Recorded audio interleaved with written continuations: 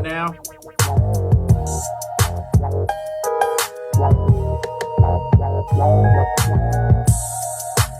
Yeah.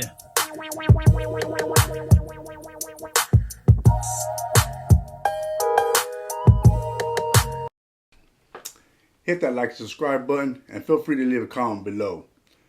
And if you have a heart or any compassion, please share this video because this is one message that needs to be in the algorithm. This is a heartbreaking situation and it speaks to a much bigger issue that affects communities all across the country. A child being caught in a crossfire is not just a tragedy for one family, it's a tragedy for the entire community, no matter the race, the neighborhood, or the circumstances. Now, I want to be clear, this isn't about defending anyone who pulls a trigger recklessly. Taking a life, whether intentionally or not, has consequences, and the shooters have to be held accountable. But at the same time, we have to look at the reality of what likely happened. In Texas, most cars have tinted windows because of the heat. And in a situation like this, where people ran up and started shooting, it's very possible they didn't see the little girl inside. This wasn't a case of someone targeting a child on purpose. This was a result of reckless violence, of people handling problems with guns instead of words or fists, and of a cycle that keeps repeating in communities all over. And that's what we really need to be talking about. Because when bullets start flying, they don't discriminate. A child, an innocent bystander, a mother, a friend, anyone could become a victim. In the streets, there's this idea of codes, of unwritten rules, of respect. But what respect is there when a child dies because of it? What kind of code justifies taking a life so carelessly? Even the hardest, most cold-hearted people in the game should feel something when a kid is killed. And if they don't, then that says something even worse about where we are as a society. I don't believe most people are that heartless. Even those deep in the streets have lines they don't cross. But when people start shooting blindly, without thinking, without a care for who's around, that line gets erased. And once that happens, it's not just about one child. It's about every child in every community where the kind of violence exists. This isn't just a problem in Texas, in one city, or in one race. This is an issue that spans across the world. We've seen it too many times before. A shootout happens, and instead of just the intended target getting hit, it's someone's mother, someone's father, or worse, someone's child. And then what? Another family is left grieving. Another community is left in fear. Another cycle of retaliation starts, and it just keeps on going. At what point do we say enough is enough? People talk about making it out of the streets, about getting money, about providing for their families. But how does this fit into that? How does killing a little girl or an innocent person help anybody? It doesn't. It just leaves more pain, more loss, more destruction. Now, I know some people will say, well, that's just how it is. But that's an excuse. Things don't change if nobody is willing to step up and call out the problem. And this is a problem. I've always believed that the hardest people, the real OGs, the ones who have been through it and survived, they know better. They know there's a difference between handling business and being reckless. The new generation, the young ones coming up, they need to understand that difference because this isn't it. Killing a child, whether intentional or not, is crossing a line that should never be crossed. No matter what beef you have, no matter what message you're trying to send, if innocent people are getting caught in the crossfire, you're not providing or proving anything except that you have no control. And if you have no control, you're not really running anything. You're just another pawn in a game that keeps destroying its own players. The saddest part is that this little girl's life was just beginning. She had no part in whatever was going on. She didn't choose this, but her life was taken because someone didn't care enough to stop and think. And now, her family has to live with that pain forever. So where do we go from here? How do we stop this from happening again? It starts with accountability, not just for the shooters, but for everyone who allows this kind of thing to keep happening. The people in the community, the ones with influence, the ones who claim to have respect, they need to speak. They need to make it clear that this isn't acceptable. It starts with teaching the younger generation that there are other ways to handle problems. That picking up a gun isn't always the answer. That respect doesn't come from violence. It comes from how you carry yourself, how you handle your business, and how you protect the ones who can't protect themselves. And most of all, it starts with valuing your life. Because when we stop valuing life, we lose everything. I don't know what justice looks like in a case like this. I don't know what the family is going through right now, but I know they're hurting. And they deserve more than thoughts and prayers. They deserve action. They deserve a community that says no more. This little girl's death should be a wake-up call.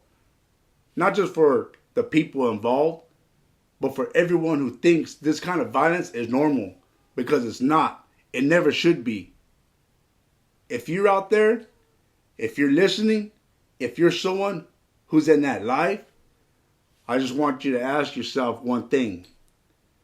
If that was your daughter, your sister, your cousin, how would you feel? How would you still think it was just part of the game? Or would you finally realize that some lines should never be crossed? Think about that.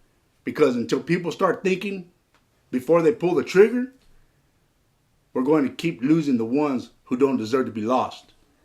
It all starts with parenting. It starts at home. A lot of people want to blame the streets, the system, the circumstances. But at the core of it, the foundation of who we are, who we become, starts with what we learn as kids.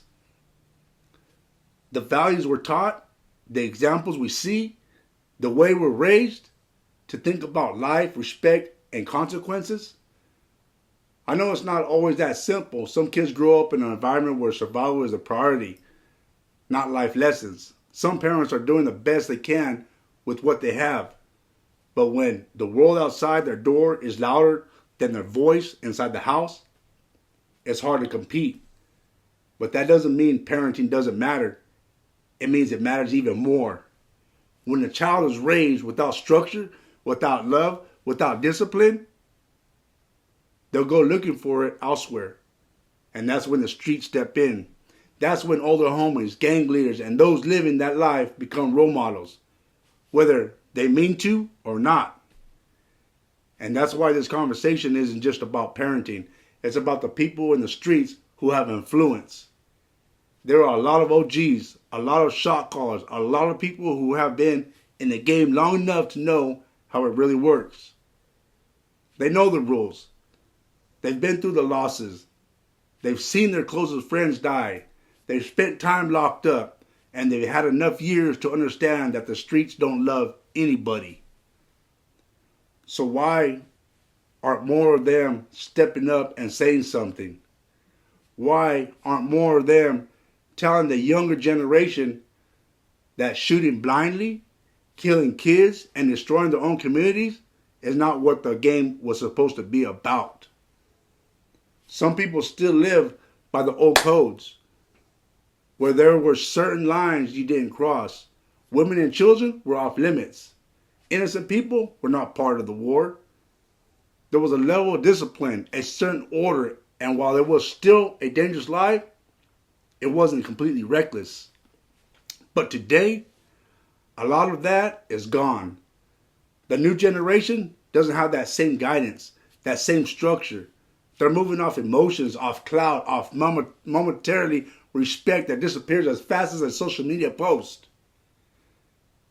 They're being raised by music videos and Instagram beefs instead of real life lessons for people who've been through it. And the ones who do know better, the ones who made it out, who survived, who earned their stripes, some of them are just staying quiet, watching from the sidelines, not wanting to get involved. But let me tell you something. if you're an OG, if you have influence, if you have young ones looking up to you and you're not saying anything, then you're part of the problem. Because whether you like it or not, the young ones are looking at you. They're watching how you move, what you say, and what you don't say. And if you're silent when a child gets killed, if you're silent when the game turns reckless, then you're letting it happen. It's time for those with a voice to use it. Not in a way that glorifies a life, not in a way that makes it seem like this is the only option, but in a way that teaches, that corrects, that shows these young ones that real respect comes from how you carry yourself, not how many bodies you've caught. See, a lot of these kids don't even want this life. They just don't see another way. They're born into the situations where the streets are their only education. Their fathers are locked up or gone. Their mothers are working multiple jobs to survive.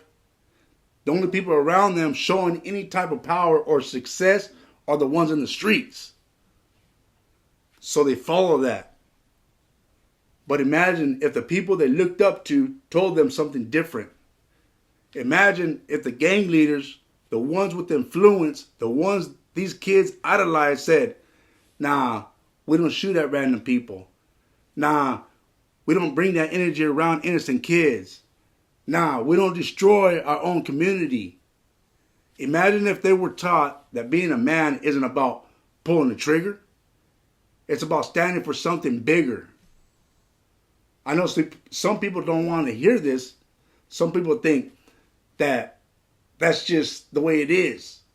But that's an excuse. I'm telling you again, once again, if you don't hold each other accountable or others accountable, if we don't start guiding the younger generation before they go too far, then we're just letting the cycle continue. We talk about how the system is designed to keep us down, how they want us to fail, how they expect us to kill each other off. Well, guess what? When we let things like this happen, when we let kids die because of reckless violence, we're proving them right. And it's time to break that cycle. It's time for parents to step up and be present. Teach kids that they have options. Teach them that their value isn't tied to the streets. Give them structure before the streets do. It's time for the ones with influence, the OGs, the ones who really have a voice, to step in and guide these young ones before they throw their lives away over a moment of pride, over a situation that could have been handled differently. Because if we don't, if we just sit back and watch, if we stay silent, then we can't be surprised when another innocent life is taken. The power to change this isn't just in the hands of the police or the government. It's in our hands, in our communities, in the lessons we teach, in the examples we set, in the words we speak. So if you're out there, if you're listening, and you have a voice, use it. Because if we don't start making a change now, we're going to keep burying the ones who never got a chance to live. Hit that like and subscribe button. And please, share this video. Thank you.